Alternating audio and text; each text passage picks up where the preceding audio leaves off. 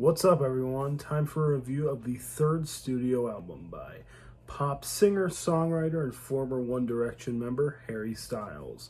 This new album is titled Harry's House, and it comes roughly about 2.5 years after his last album, Fine Line. Now, if you guys saw my throwback review, it's an album that I love, and Harry Styles is one of those figures who is needlessly divisive in a lot of ways. People really do like him. Most people do like him, but there are a small fringe minority of people who take issue with anything he does, whether it's standing for something for people or maybe expressing himself in a certain way. But I've always had a lot of respect for Harry Styles. I've always thought he was talented since I heard Sign of the Times. Obviously, me being a straight white man, I never really had much interest in a One Direction member.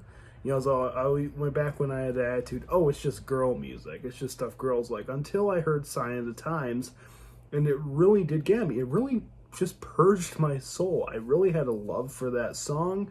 And then I never really checked out his debut record because I thought, oh, this isn't going to be as good as Sign of the Times. And that was a big mistake on my part. Once Fine Line came along and that album blew me away, then I checked out his self-titled and I loved it. And here on Harry's House, I think that Harry has really done something very special these first three albums. He's made them so very different, and they are different in a lot of ways, sonically and the meanings behind them. We can see that the first two albums were kind of a little bit more somber, almost as if they were from a breakup. While there were some flashes of fun in the first two records, there was a very different mindset on them. I mean, you think of songs like From the Dining Table, or Falling, or something like, Cherry, or Meet Me in the Hallway. There's some very somber tones on these songs. And it's on this album, it's a lot more playful. It's a lot more celebratory, as Harry is in a relationship with the director of his second feature film, Don't Worry Darling, being Olivia Wilde. He's happy through all these COVID, the racial unrest, the social unrest. He's happy to be himself. And I really think that's what Harry's House is at this point. We got the fantastic lead single as it was on April 1st, a song that is just undeniably catchy, and then Harry headlined the Coachella Festival, and he teased, I believe, two other songs, those being Late Night Talking and Boyfriends. Now, on this album, I do prefer the former over the latter. Not that there's anything wrong with Boyfriends. It's actually, I'll get to that one later. But Late Night Talking just has such a retro feel. It feels like it's a disco groove from the 70s almost. One of those ones you play on the jukebox. It has those horns, although I do wish he would have stayed with the natural horns, as those compressed horns, they just remind me too much, a little bit of AJR, but not enough to totally detract the song. I really do like this one. I think it's very fun and playful. And Harry's House, I think, exceeds at being both reflective and catchy.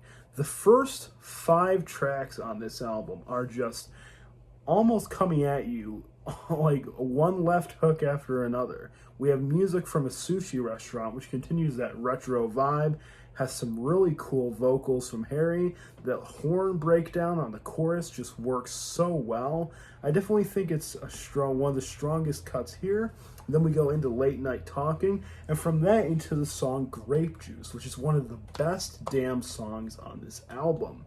It has kind of a nice little piano, a little dreamy touch, and Harry comes in with these vocals that remind me of Gorillaz a little bit. He has like the vocoder on his voice. It's something that I did not see at all. And it's just such a chill alternative kind of track. I love the way this one sounds. The guitar solo is almost kind of Flaming Lips sounding on their Yoshimi album. A lot of influences from the alternative sphere went into this song, and that's why I love this one. It's definitely a top tier cut. Then we get As It Was, which oddly enough transitions well from Grapejuice. And that song is just, again, as I said, undeniable. But in these first 4 cuts, it doesn't feel out of place here. And then we get Daylight, which is a little bit of a romp. It's another kind of synth pop romp, and it just hits hard with those big drums and that chorus every time he just crashes in. I love just feeling this song when you're listening to it through your headphones or earbuds, just that bass and those instruments just pulsating through. It's just such a unique feeling. I definitely think Harry is able to ground those feelings a lot. And then we go into the slower moments of this album. And this is why one nitpick on this album. While Harry has been known to write some really great ballads, I mean, hell, Sign of the Times, Falling, I mean, some of his best songs, the ballads on this album feel a little bit kind of throwaway. Not that they're bad, but Matilda, I think, is the strongest of them. I do like this song. It definitely is a song where Harry opens up about maybe past love and past relationships or talking from someone else's point of view. It's definitely a heart-wrenching one that definitely does get to me on repeated listens. As I said, I'm not a fan of the song Boyfriends as much when I first heard it, but when I heard it in the context, a lot of people said, oh, is this teasing to maybe, you know, he's coming out or he's talking about someone trying to come out? I honestly think it's Harry looking at his past relationships. He's singing this song from the point of view of his ex-girlfriends before Olivia. You know, they'll just treat you like nothing. They'll just drop you. It's almost like Harry is saying, hey, you know, I'm realizing what I might have done to these people. You know, I'm coming to terms with that. And it's very just for him to basically say, hey, yes, this is probably what I did, but talk to it from their point of view is just so brutally honest. And I really appreciate Harry for just opening up, saying, hey, you know, I'm a changed person from that point of view. And that's something that I can totally get behind. And then I love the next two songs on this record, the kind of danceable Cinema and Daydreaming. They do kind of seem kind of like there could have been cut off this album, but I really do love the way Daydreaming just comes in real quiet, then back loud in the chorus. I love that one. And then we get Satellites, which is my favorite song on this album. It's something that it just starts off kind of slow. Then when the drum and the guitar and synths, it sounds like on a synth-pop night driving song. It's just such a cool track. Definitely my favorite on this record. Keep Driving is a very interesting one. It seems almost like he's taking jabs at certain cultural things. You know, should we, you know, just let these people do this, or should we just, you know, should we do something, or should we just keep driving, keep going through? And it's interesting to see Harry kind of call this stuff out in a song while relating to his own life. I guess that only leaves one song left to talk about, and that's the closing moment, Love of My Life. This one is probably my least favorite, just in terms of it doesn't really feel like it hits as hard as his previous closing tracks have. Fine Line, hell, was an epic closing with those horns. All the production on that song, From the Dining Table, was an amazing closer as well. It really hit hard.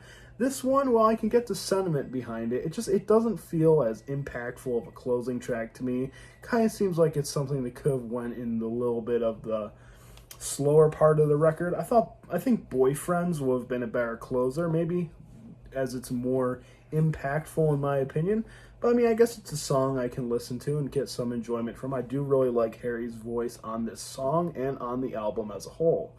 So all in all, guys, I was very conflicted on this album, kind of when I first heard the first few songs. I wasn't really hearing what I thought. And I think the thing is, what you cannot do with Harry Styles is go in expecting the same album as people have done. He's not going to give you the same record on every release, and he continues to prove it here.